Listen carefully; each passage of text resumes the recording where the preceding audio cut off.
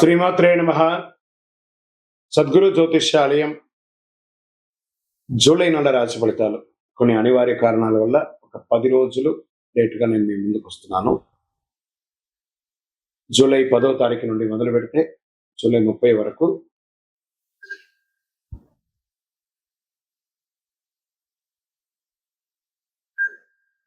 గ్రహాలన్నీ కూడా ఎలాంటి ఫలితాలు ఇవ్వబోతున్నాయి, ఈ 20 రోజుల్లో ఉద్యోగ, వ్యాపార, వ్యవహార, కుటుంబ అన్ని కూడా గోచార ప్రకారంగా ఎలా ఉన్నాయని చెప్పి మీ ముందుకు రాబోతున్నాను. జ్యోతిష్యం అంటే అందరికీ ఒక ఉత్సాహం. ఈ నెల నాకు ఎలా ఉండబోతుంది అనేది చాలా మంది గురుగారు ఈ నెల మీరు నాకు అందుబాటులో లేదు అనడం కొన్ని అనివార్య కారణాల వల్ల నేను కాస్త ఆలస్యంగా వచ్చాను. మీకు కలిగిన ఇబ్బందికి క్షమించండి. జ్యోతిష్యం పడుతున్న వర్షానికి ఒక గొడుగు మాత్రమే కానీ జ్యోతిష్యం జీవితం కాదు. ఈ యొక్క ఫలితాలన్నీ మీ యొక్క వ్యక్తిగత జాతకానికి ఒక 30% మాత్రమే వర్తిస్తుంది. కర్కాటక రాశి మిత్రులారా, జూలై 10 నుండి 31, 2026 వరకు శుభాశుభ ఫలితాలు ఎలా ఉన్నాయి అని అంటే, ఈ 20 రోజులు మీ రాశికి అధిపతి కావడంతో చంద్రుడు భావోద్వేగాల కంటే వివేకంగా వ్యవహరిస్తే అద్భుత ఫలితాలు పొందుతారు. గురుగ్రహం మీకు సంపూర్ణ సపోర్ట్గా ఉన్నారు. జ్ఞానం, ఆర్థిక స్థితిని అందిస్తున్నాడు. శని క్రమశిక్షణ నేర్పిస్తాడు. శుక్రుడు కుటుంబ సౌఖ్యాన్ని పెంచే అవకాశాలు ఉన్నాయి. రాహు వృత్తి జీవితంలో కొత్త మార్గాన్ని చూపిస్తాడు. కేతు ఆధ్యాత్మిక చింతన పెంచాయి. ఈ కాలంలో సహనం మీకు గొప్ప విజయాన్ని సాధిస్తుంది. మీకు సమయం బాగున్నప్పుడు అహంకారం రాకూడదు. ఈ కర్కాటక రాశి వారికి ఉన్న ఎలా ఉంటుందంటే, ఇబ్బందిగా ఉన్నప్పుడేమో చాలా ఇబ్బందిగా ఏదో కోల్పోయినట్టు అనుకుంటారు. బాగా టైం ఉన్నప్పుడు విపరీతమైనటువంటి అహంకారంతో ప్రవర్తిస్తారు. అదే కొంచెం మార్చుకోవాలి. వ్యాపారంలో గత కొంతకాలంగా నిలిచిపోయిన పనులన్నీ మళ్ళీ వేగవంతం అందుకొని అద్భుతమైనటువంటి లాభాలతో ఈ నెల మీరు వ్యాపారం మాస ద్వితీయంలో పొందే అవకాశాలు గట్టిగా ఉన్నాయి. హోటల్, డైరీ, హాస్పిటల్, విద్య, ఫార్మసీ ఇలాంటి వాటికి ఫుడ్ రిలేటెడ్ వాళ్ళకి చాలా బాగుంటుంది అని కూడా క్లియర్ గా చెప్పడం జరుగుతుంది. క్లాత్ రిలేటెడ్ వాళ్ళకి చాలా బాగుంటుంది కూడా చెప్పే అవకాశాలు ఉన్నాయి. ఇంకా ధన ప్రవాహం పెరుగుతుంది. పాత బకాయిలు వచ్చే అవకాశం ఉన్నాయి. ఇల్లు, వాహనం అంటే ఆస్తులు, పెట్టుబడులు, మీకు పూర్వీక ఆస్తులు అలాంటి కలిసి వచ్చే అవకాశాలు ఉన్నాయి. ఉద్యోగస్తులకి కొత్త బాధ్యతలు వస్తాయి. ప్రైవేట్ రంగం వారికి పనితీరు అధికారులు ప్రశంసిస్తారు. పదోన్నతి లేదా జీతం పెంపు విషయంలో సానుకూల పరిస్థితులు వస్తాయి. ఉద్యోగ మార్పు కోసం స్థాన మార్పిడి లేదా ఊరు మార్పిడి లేదా దేశ రాష్ట్ర మార్పులు కూడా ఉంటాయి. ఇక ప్రభుత్వ రంగ ఉద్యోగంలో ఉద్యోగస్తులకు ఉన్నతాధికారుల సహాయం అందుతుంది. పెండింగ్ లో ఉన్న ఫైల్ అనుకూలం అవుతుంది. టెండర్లు పూర్తి అయ్యే అవకాశాలను ప్రభుత్వ ఉద్యోగాల కోసం పోటీ పరీక్షలు రాసే వాళ్ళు సిద్ధంగా ఉండండి. ప్రైవేట్ ఉద్యోగంలో IT, health care, banking, pharma, education, corporate రంగాల్లో పనిచేసే వారికి కొత్త ప్రాజెక్టులు లభించి విదేశీ కంపెనీలతో పనిచేసే అవకాశాలు బాగున్నాయి. కుటుంబ జీవితంలో ఆనందమైనటువంటి ఐక్యత పెరుగుతుంది. ఎందుకంటే మీలో ఒక పరివర్తన వచ్చి మీరు కుటుంబంతో ఎలా ఉండాలో మీరు నిర్ణయించుకున్నారు కాబట్టి మీ కుటుంబం కూడా మిమ్మల్ని అంతే ఆనందంగా ఆరాధిస్తారు. తల్లిదండ్రుల ఆరోగ్యంపై శ్రద్ధ వహించాలి. పెద్దల ఆశీర్వాదం వల్ల నిలిచిపోయిన పనులు పూర్తవుతాయి. దాంపత్య జీవితంలో తీసుకుంటే విశ్వాసం పెరుగుతుంది. వివాహం కాని వారికి వివాహ ప్రయత్నాలు అనుకూలం అవుతాయి. దాంపత్య జీవితంలో చిన్న చిన్న అపార్థాలు వచ్చినా దాన్ని తొలగించుకుంటారు. ఇక సినిమా రంగం వారికి, కళాకారులకి, సోషల్ మీడియాలో ఉన్న వారికి కొత్త అవకాశాలు వస్తాయి. మీ ప్రతిభకు మంచి గుర్తింపు వచ్చే అవకాశం. ఆలస్యంగా అయినా ప్రాజెక్టు ఈ నెల మీరు సంతకం పెట్టే అవకాశాలు ఉన్నాయి. సినిమా మిత్రులారా, గెట్ రెడీ. కోర్టు వ్యవహారంలో అనుకూలమైనటువంటి పరిణామాలు కనిపిస్తున్నాయి. కుటుంబ ఆస్తి వివాదాలు, రాజీ పడలాలు పరిష్కారం అయ్యే అవకాశం ఉంది. న్యాయపరమైన పత్రాలు పూర్తిగా పరిశీలించి సంతకం పెట్టండి. విదేశీయ ఉద్యోగం, ఉన్నత విద్య, వ్యాపార ఒప్పందాలు, వీసా వ్యవహారాలు పురోగతి కనబడుతుంది. విదేశీయ మార్గంలో షేర్ మార్కెట్లో దీర్ఘకాలిక పెట్టుబడులు అది అనుకూల సమయం. బ్యాంకింగ్, ఫార్మా, ఆహార పరిశ్రమ, మౌలిక వసతులు, రంగులు ఇవన్నీ కూడా చాలా అద్భుతంగా ఉంటాయి. ఇంకొక విషయం ఏమంటే కూడాను మీకు పవర్ సెక్టార్ లో ఇన్వెస్ట్మెంట్ ఎక్కువ చేయడానికి ప్రయత్నం చేయండి. లాంగ్ టర్మ్ లో రియల్ ఎస్టేట్ భూములు, ఇల్లు, వ్యవసాయ భూములు కొనుగోలుకి ఎంక్వైరీస్ వస్తాయి కానీ క్లోజ్ కాదు వ్యాపారం. జాగ్రత్త పడండి. ఇంకా service sector, hospital, hotel, travels ఇలాంటి రంగాల్లో, హోమ్ సర్వీసెస్, బ్యూటీ సర్వీసెస్ కొంచెం మంచి అవకాశాలు ఉన్నాయి. ఆరోగ్యపరంగా జీర్ణకోశ సమస్యలు, నీటి కొరత, కొంచెం బీపీ లాంటిది, షుగర్ లాంటిది, అలసట సమస్య స్వల్పంగా ఇబ్బంది ఉంటుంది. పెట్టుబడి పెట్టచ్చు. సమయానికి ఆహారం తీసుకోండి. తగినంత విశ్రాంతి, ధ్యానం, ప్రాణాయామం చేయడం చాలా ముఖ్యం. రైతులకి వర్షాలు అనుకూలంగా ఉండడంతో పంటలు బాగా పొంది వరి, కూరగాయలు, ఉద్యానవనం పంటలు, పాల ఉత్పత్తి రంగాల వారికి చాలా మంచి అవకాశాలు ఉన్నాయి. విద్యార్థులు పోటీ పరీక్షల్లో మెడికల్, ఇంజనీరింగ్, సివిల్స్, విదేశాల విద్య కోసం సిద్ధమవుతున్న వారికి అనుకూలమైనటువంటి సమయం. మీరిప్పుడు చదవవలసిన సమయంలో చదివేయండి. మీరు జీవితంలో మీరు గొప్పని పొందుతారు. అదృష్టమైనటువంటి దినాలు ఈ నెల 13, 17, 20, 24, 29. అదృష్ట సంఖ్య 7 మరియు 9. అదృష్ట రంగులు తెలుపు, వెండి రంగు లేదా లేత నీల రంగు అని చెప్పచ్చు. అదృష్ట దిక్కు ఈశాన్య దిక్కు ప్రయాణం చెయ్యండి. ప్రతి సోమవారం పరమశివుడికి నీటితో అభిషేకం చేయించండి. ఓం నమ శివాయ అనే మంత్రాన్ని జపించండి. దుర్గాదేవి ఆలయంలో నెయ్యి దీపం వెలిగించండి. మీ యొక్క ఇష్టదైవం కులదైవంలో మీ వయస్సు ఎంత ఉందో అన్ని దీపాలను వెలిగించండి. మొత్తానికి ఈ నెల అంతా కూడా మరింత గొప్ప విజయాలు అందుకుంటారు వివేకంతో నిర్ణయాలు తీసుకుంటే. వైదిక జ్యోతిష్య ప్రకారంగా ఈ నెల మీకు అద్భుతమైనటువంటి ఫలితాలు ఉన్నాయి. విజయోస్తు. మీ యొక్క వ్యక్తిగత జాతకం తెలుసుకోవాలనుకుంటే మీ పరిసర ప్రాంతాల్లో ఉన్నటువంటి గురువుల్ని సంప్రదించండి, జ్యోతిషాస్త్ర నిపుణుల్ని సంప్రదించండి. లేదా మా ద్వారానే మీరు జ్యోతిష్యం తెలుసుకోవాలి అని అనుకుంటే మన ఛానల్లో కనబడుతున్న డిస్ప్లేలో కనబడుతున్నటువంటి నంబర్కి మీ పేరు, మీ date of birth, time of birth, place of birth WhatsApp చేయండి. మా అడ్మిన్స్ మీకు రిప్లై ఇస్తారు.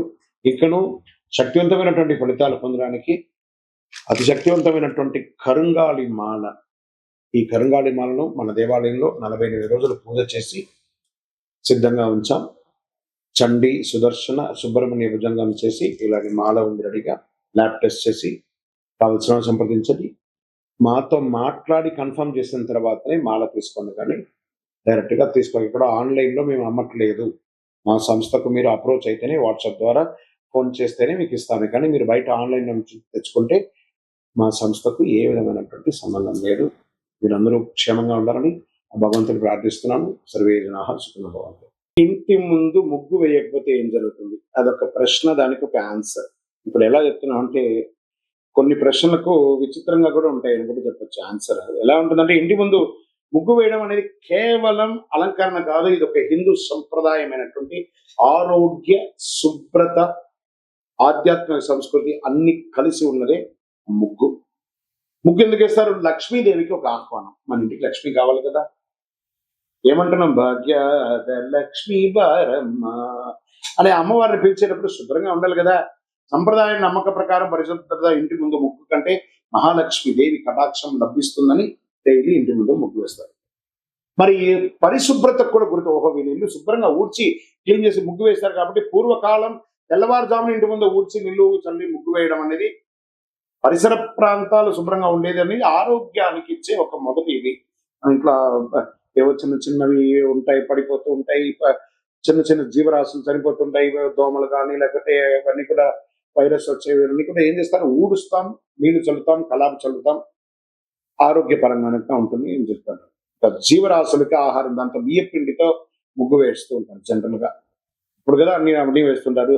సంప్రదాయంగా బియ్య పిండితో ముగ్గు వేయడం వల్ల చీమలు, చిన్న చిన్న పక్షులు, వాటికి ఆహారం దొరుకుతుంది కాబట్టి అలా కూడా ఇంటి ముందర ముగ్గు వేస్తారు. సానుకూలమైనటువంటి వాతావరణం వస్తుంది. అందమైన ముగ్గులు ఇంటికి వచ్చే వారికి ఆహ్లాదకరమైనటువంటి భావన. ఆహా, వీళ్ళు చక్కగా ఉన్నారు, సంప్రదాయంగా ఉన్నారు, ఎవరైతే అలా అనుకుంటూ ఇంట్లోకి వస్తారో ఆ ఇల్లు కూడా సుభిక్షంగా ఉంటుంది. ఇంత ఏకాగ్రత ఎలా పెరుగుతుంది? ముగ్గు వేయడం చేతి నైపుణ్యాన్ని, ఏకాగ్రతను పెంచుతుంది, సృజనాత్మకత పెంచుతుంది. కళలుగా కూడా మనం నేర్చుకునే ఒక ముగ్గు అనేది కాన్సన్ట్రేషన్, ఇన్ని చుక్కలు వేయాలి, ఇన్ని ముగ్గులు వేయాలని వాళ్ళలో కూడా ఆడవాళ్ళ ఒక కళ పెరుగుతుంది. సరే, ముగ్గు వేయకపోతే ఏమవుతుంది? అది కదా ప్రశ్న. మనం ముగ్గు వేయడం వల్ల గురించి కదా మాట్లాడుకున్నాం. దీనిపై 2 రకాలైనటువంటి అవగాహన ఉన్నాయి. ఇంట్లో శుభశక్తులు తగ్గుతాయండి. ఫస్ట్, ఆ ఇల్లు ముగ్గు వేసే ఇల్లు, ఎదురిల్లు బాగుంటుంది, ఎదురు వేయకుండా ముగ్గు వేయకపోతే ఇంకా నిద్ర కూడా లేవలేదు అని మాట్లాడుతూ పోతారు. దరిద్రం స్టార్ట్ అవుతున్నారు. ఆ ఇంటి ముందర అశుభం కనబడుతూ ఉంటుంది. లక్ష్మీదేవి అనుగ్రహం తగ్గుతుంది.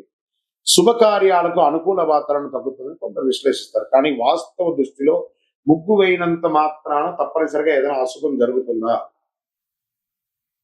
శాస్త్రీయమైనటువంటి ఆధారాలు ఎక్కడ లేదు, ఏమి జరగదు. కొంతమంది ముగ్గు అనేది ఏంటో కూడా తెలియని వాళ్ళు కూడా ఉన్నారు. ఇలా కొన్ని గేటెడ్ కమ్యూనిటీస్ లో, అపార్ట్మెంట్స్ లో ముగ్గు వేయడం అనేది లేదు, స్టిక్కర్ వేసేసి వదిలేస్తున్నారు. అయితే పరిశుభ్రత సంప్రదాయం అందం వంటి ప్రయోజనాలు కోల్పోతారు ముగ్గు వేయకపోతే.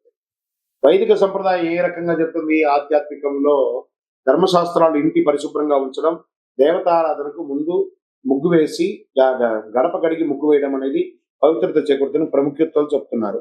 ముగ్గు వేయడం అనేది పవిత్రతకు ప్రతీక. తరతరాలుగా వస్తున్న ఆచారం అయితే ముగ్గు వేయకపోతే తప్పనిసరిగా కష్టం వస్తుంది అని చెప్పడానికి ఏ విధమైనటువంటి శాస్త్ర కోణాలు లేదు. ముగ్గు వెయ్యండి, వేయకపోతే మీ ఇష్టం. వేయకపోతే ఏదో తప్పు జరిగిపోతుందనేది భ్రమలోకి వెళ్ళకండి. కానీ వేస్తే శుభ్రంగా ఉంటుందనేది ముఖ్యం. ఆరోగ్యంగా ఉంటారు. ముగ్గు వేయడం శుభప్రదం, సాంస్కృతిక గొప్ప సంప్రదాయం. విజయవస్తు. తులసి మొక్క దగ్గర దీపం ఎందుకు పెట్టాలి? పెట్టకపోతే ఏమవుతుంది? ఈ తులసి మొక్క ప్రతి ఇంట్లో ఉంటుందండి. అది వచ్చి విష్ణు యొక్క స్వరూపం. కృష్ణ తులసి, రామ తులసి అని 2 తులసి ఉంటుంది. దీపం పెట్టాను దేవుడు అని చెప్పేసి ఆ చెట్టులోకి తీసుకుపోయి కొంతమంది పెడతారు. ఆ వేడికి కరిగిపోతూ ఉంటుంది. అవసరమా? తర్వాత ఆ చెట్టు మొదలు కింద పెడతారు. అవి కూడా కరిగిపోతాయి. చూడండి, తులసి మొక్క పెట్టిన దీపం దగ్గర పెట్టడం వల్ల పెట్టిన దీపము షింక్ అయిపోయి ఉంటుంది. ఆ యొక్క ఆకులంతా ఖచ్చితంగా దీపం పెట్టాలి తులసి మొక్క దగ్గర. ఆ కోటలాగా ఉంటుంది కదా, బయట పెట్టండి. ఒక చిన్న ముగ్గు వేసి ఆ దీపాన్ని బయట పెట్టండి. అది మన వైదిక సంప్రదాయ ప్రకారం ఒక అద్భుతమైనటువంటి శక్తిగా భావిస్తాం. మహావిష్ణువుకి దీపం వెలిగించడం. ఎక్కడైతే ఎవరు మహావిష్ణు తులసి, ఆ యొక్క తులసికి ఏ దీపం వెలిగిస్తున్నాం? లక్ష్మీపరమైనటువంటి దీపాన్ని వెలిగిస్తున్నాం. అంత అద్భుతమైనటువంటి పవర్ ఉంది. తులసిదేవి విష్ణుమూర్తికి అత్యంత ప్రీతిపాత్రమైనగా భావిస్తూ ఉంటారు. సాయంత్రం తులసి దగ్గర నెయ్యి లేదా నువ్వుల నూనెతో దీపం వెలిగిస్తే శుభం జరుగుతుంది. ఐశ్వర్యం, ప్రశాంతత పెరుగుతుంది. సంప్రదాయంలో ప్రతిరోజు సాయంత్రం కుటుంబ సభ్యులందరూ ఒక చోట వెలిగి ప్రార్థన చేసే అలవాటు ఉండేది. ఇంట్లో భక్తి, క్రమశిక్షణ, ప్రశాంతత పెరుగుతుంది. ఆ దీపం కొండెక్కేంత వరకు రాత్రి ఆహారం తీసుకోరు చాలా మంది. ఇది మంచి ఆచరణ. సాయంత్రం దీపం వెలిగించడం వల్ల ఇంటికి పరిసరంగా ఆహ్లాదకరమైనటువంటి వాతావరణం ఏర్పడుతుంది. తులసి మొక్క యొక్క స్వభావమే స్వయం సువాసన, ఔషధ గుణాలు కలిగి ఉన్నటువంటి అద్భుతమైనటువంటి ఒక కల్ప వృక్షం. ప్రతిరోజు సంరక్షించడం వల్ల ఇంటికి పచ్చదనం కూడా పెరుగుతుంది. ఎప్పుడు వెలిగించాలి? ఉదయం సూర్యోదయాత్పూర్వం వెలిగించవచ్చు, సాయం సంధ్యలో వెలిగించవచ్చు. కార్తీక మాసంలో ప్రతిరోజు తులసి దగ్గర దీపం వెలిగించడం వల్ల విశేషమైనటువంటి ఫలితాలను పొందే అవకాశాలు బాగున్నాయి. ఏ నూనెతో వెలిగించాలంటే నువ్వుల నూనె లేదా ఆవు నెయ్యితో వెలిగించండి. విశేషమైన ఫలితాలు పొందుతారు.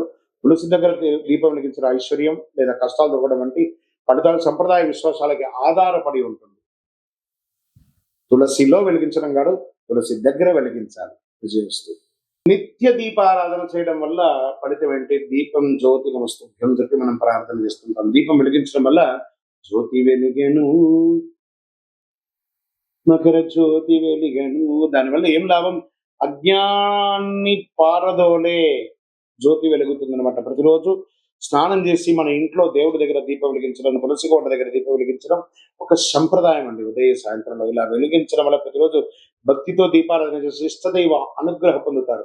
మనకు డైరెక్ట్ గా భగవంతుడికి మనము ఆహారం ఇవ్వాలి. అందుకే హోమాది కృత్యాలు చేస్తారు కదా. ఈ దీపం యొక్క కాంతితో ఆ నూనె కరిగి ఆకాశం వెలిగి మన ఇష్టదేవుడికి ఆహారంగా మారి మనకు అనుగ్రహంగా తిరిగి రావడమే దీపారాధన యొక్క ఫలితం. లక్ష్మీ కటాక్షం ఇంట్లో శుభం, ఐశ్వర్యం, సిరి సంపదలు వెలుగుతుంది. దీపం వెలుగుతుంది చూసారా? అలా ఆ చుట్టుపక్కల చూడండి, ఒక బ్రైట్ గోల్డెన్ ఫ్రేమ్ తో వెలుగుతుంది ఆ దీపం. అవన్నీ కలర్ ఇమేజినేట్ చేసేదా? అదే అద్భుతం, సృష్టి అని కూడా చెప్పచ్చు. మానసిక ప్రశాంతత పెరుగుతుంది. మనసు ప్రశాంతంగా ఏర్పడి చక్కగా కుటుంబంలో సామరస్యం పెరుగుతుంది. ఆహా, ఎవరో ఇంట్లో కోడలు, అత్త, మామ ఎవరైనా దీపం వెలిగించారని చెప్తుంటారు చూసారా? చాలా అద్భుతమైనటువంటిది ఉంటుంది. ప్రతికూలత అంతా కూడా తొలగిపోతుంది. నెగిటివ్ వైబ్స్ అంతా తొలగిపోతుంది. ఉదయ సంధ్య దీపాలు వెలిగించడం వల్ల ఆరోగ్యపరమైనటువంటి దినచర్యగా మారుతుంది. ఏ నూనెతో వేయొచ్చు అంటే ఆవు నెయ్యి, నువ్వుల నూనె, ఇతర సహజ నూనెలతో దీపారాధన చేయొచ్చు. అంత విశేషం. ఎల్లప్పుడూ వెలిగించాలా, అఖండం వెలిగించాలా, నిత్య దీపం వారి వారి శక్తిని బట్టి. ఒకవేళ మీరు అఖండ దీపం వెలిగించి గాలికో దేనికో ఆరిపోతే అదేదో అపశకునంగా మార్చకండి. టెక్నికల్ గా ఆరిపోయింది అంతే. దాని గురించి దీపం వెలిగించడం మన బాధ్యత.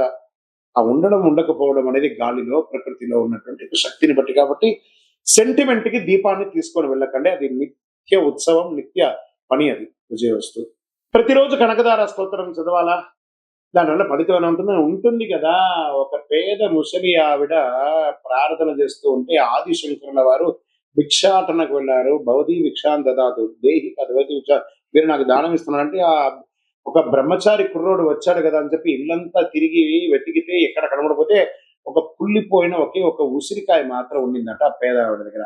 కాలడి క్షేత్రంలో, కాల్ అడి అంటే కాలు పెట్టినటువంటి స్థలంలో, అలాంటి క్షేత్రంలో ఆవిడ వచ్చి తీసుకొచ్చి, అయ్యా నా దగ్గర ఉన్నది ఇదే అని చెప్పి ఇవ్వగానే అంగం హరే పులగభూషణ వాసయంతి అని చెప్పి కనకదార స్తోత్రాన్ని ఆదిశంకరులు ఈ ప్రపంచానికి అందించారు. అలా ఆ ఇంట్లో ఆ బంగారు వర్షం కురిసిందంట. ఆ ఉసిరికాయతో వర్షం. ఆ కనకదార స్తోత్రం చదవండి. 2 పూటలా చదవండి లేదా వినండి. యూట్యూబ్‌లో వస్తున్నాయి. టీవీలో వస్తున్నాయి. ఆ అడ్వర్టైజ్‌మెంట్‌తో కాదు, డౌన్‌లోడ్ చేసుకొని వింటూ ఉండండి. ఎలా అద్భుతమైనటువంటి ఫలితాలు పొందుతారంటే ఐశ్వర్యం, ఆనందం, ఆరోగ్యం అన్ని రకాలైనటువంటి ఫలితాలను పొందుతారు. ఆ కనకదార స్తోత్రంలో అంత పవర్ ఉంది. కృషి చేస్తూ